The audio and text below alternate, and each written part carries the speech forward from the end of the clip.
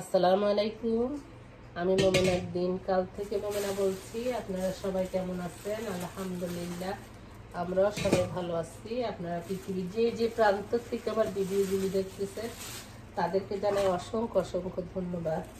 আল্লাহ আপনাদের মাঝে আমাকে হাজির করছে তার জন্য শুকরিয়া।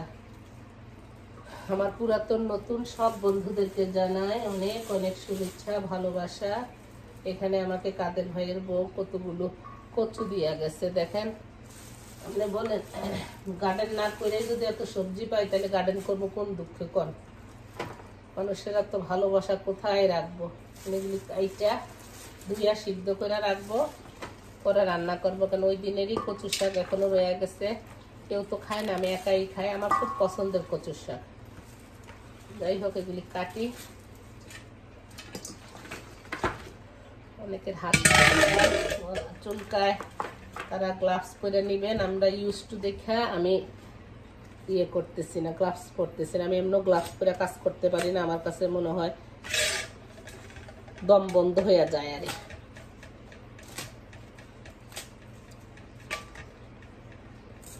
কচু শাক কিন্তু অনেক দাম আছে, অনেকে কিন্তু সিল্কা সহকারে রান্না করে, বাট আমি ফালাইয়া দেই। আরে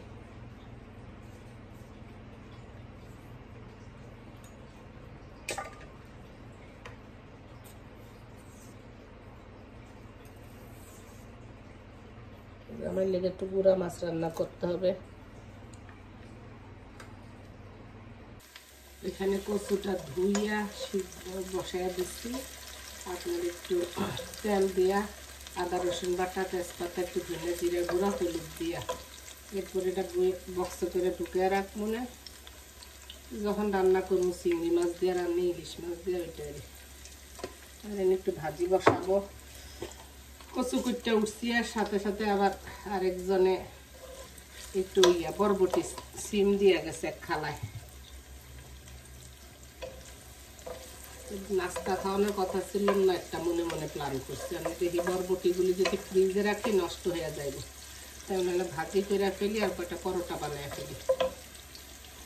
সে গরম গোবই গরম চুলার পাড়েই চাইতে ইচ্ছা করে না, চাইতে হইলে চাইতে হইব, তাই না? আপুরা আমি এত সুন্দর ভিডিও পারি না এখন পর্যন্ত, ঠিক মতো ক্যামেরায় করতে পারলাম না। কোন অ্যাঙ্গেল থেকে ধরলে ভালো হইব, কোন অ্যাঙ্গেল থেকে কি হইব, একদিন পার করে দিলাম।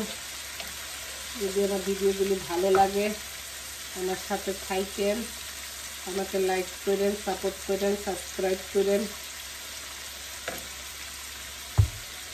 এখন বলা ভুলেই গেছি, কারণ এত বলি এমনি করে আপনারা হয়তো বিরক্ত হয়ে যান কিছু না। এবার বলবো না দেখি কে কে আমার লাইক করে, কে কে আমার ভিডিও দেখে, কে কে আমার করে। ভালোবাসার পরীক্ষা নিব আপনাদেরকে। টাকা পয়সা চাই না গো আপনারা, একটু আঙুল দিয়ে একটু লাইক দিবেন। আপনার একটা লাইকে আমার ভিডিওটা অন্য মানুষের কাছে পৌঁছতে সাহায্য করবেন। একটু ঢাকনা দিয়ে দেই, একটু পরোটা বানাই।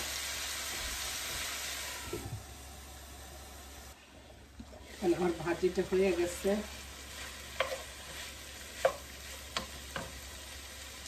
আজকে ভাজির ভিতরে বাইরের বোর বেগুন, খালার ব্রোকলি, বিন আর আরেক ছোট বোনের পাশে তার বিলাতি ধনিয়া পাতা দিলাম, গ্রান করব।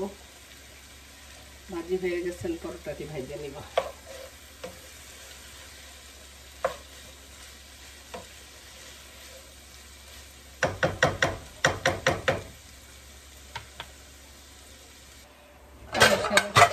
পরোটা ভাজতে আইলাম।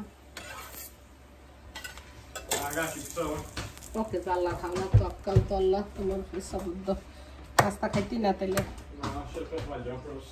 ওকে অনেক খাট, অনেক খাট। কথা কইলে বিরক্ত লাগে।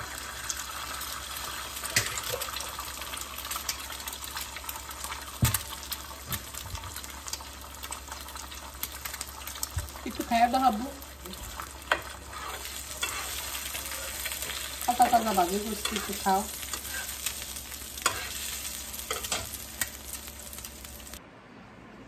নাস্তা বানায় ভাবলাম যে একটু রেস্টও করি, নাস্তাটা খিদেও লাগছে, খাইয়ে নেই, ওটা রান্না বান্না করবো। কি সুন্দর সবুজ সব সবজিগুলো, তো ব্রোকলি দিছি, বিন দিছি, বাইরবর গাছের বেগুন দিছি। সুন্দর নাস্তা দেখেন, একটু মিষ্টি লইছি, একটু ডিম লইছি, ওগুলো অর্ধেক পরোটা খাইছে। ও খাওয়া দাওয়া হলে সব রাত্রেবেলা। বিসমিল্লাহ।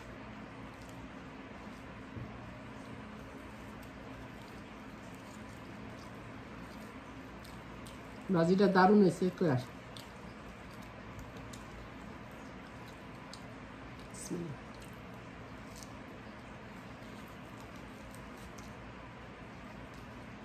চা খাইতে মন চায়, কিন্তু আবার গরম লাগে দেখে খাইতে মন না। চুলার মধ্যে ভাত বসাই দিয়েছি, একটু শোল মাছ রান্না করবো। চাইছিলাম গুড়া মাছ রান্না করতে, গুড়া মাছ উঠে রাখছি, কারণ এই সিমগুলো নষ্ট হয়ে যাবে ফ্রিজে রাখলে। বরবটি সিম বেশি দিন থাকে না।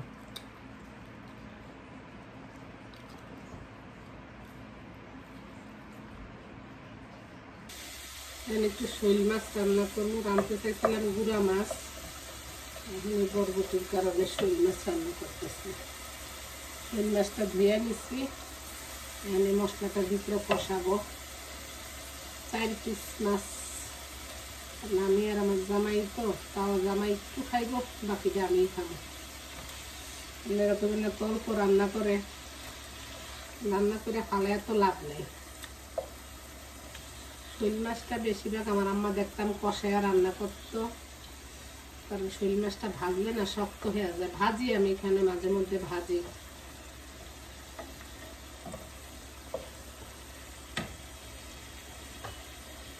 রান্না করবো এই যে কাইটা নিচ্ছি বেগুন, বরবটি, একটা আলু, তাই দিয়ে রান্না করব। এখানে শোল মাছটা কষা গেছে, আমি উঠাই ফেলবো। এখন এই মশলার মধ্যেই আমি তরকারিগুলো দিয়ে দিব।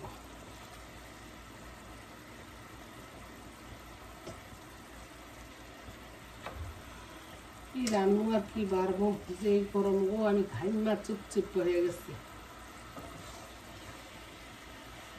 আবার ডাক্তার আছে, না রান্না চলতো, কিন্তু ডাক্তার আছে দেখে রান্না করে খেয়ে যাই।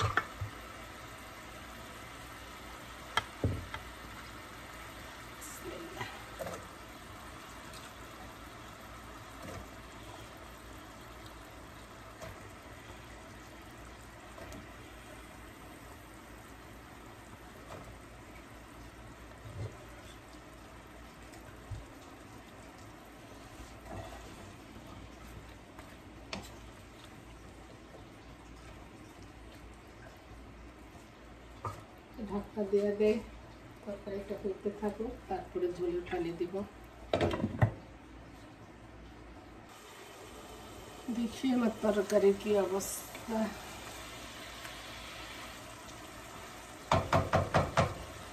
তারপর যে আমি মাছগুলো দিয়ে দেবো।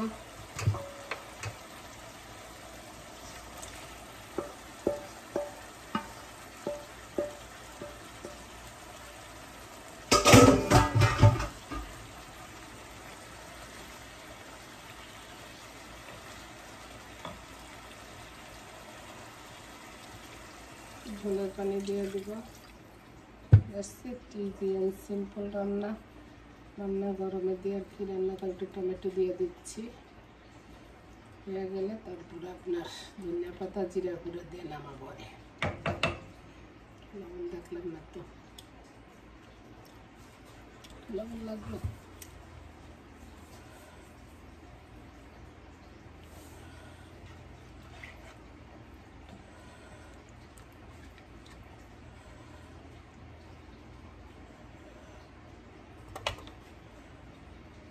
এই যে আমাদের তরকারিটা হয়ে গেছে। এরপর যে আমি একটু তেলে নেওয়া জিরা পাউডার দিয়ে দিব।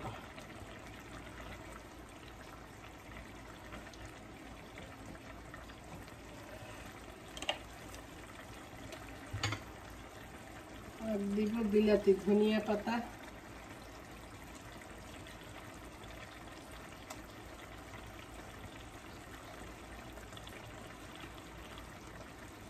শৈল মাছ দিয়ে বেশি আমার আম্মা সিমের বিচি দিয়ে রান্না করতো, ফুলকপি আলু টমেটো দিয়ে রান্না করলেও অনেক মজা।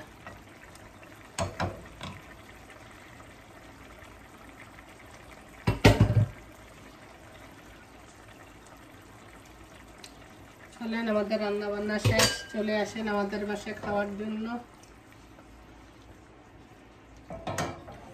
মাঝে মধ্যে এদের সাধারণ রান্না অনেক অসাধারণ লাগে খাইতে, পোলাও কোরমার থেকে এগুলি খাইতে মজা। তো ঠিক আছে, আল্লাহ ভালো রাখুক, ভালো থাকেন, ইনশাল্লাহ নেক্সট ভিডিওতে দেখা হবে, কথা হবে। আসসালামু আলাইকুম।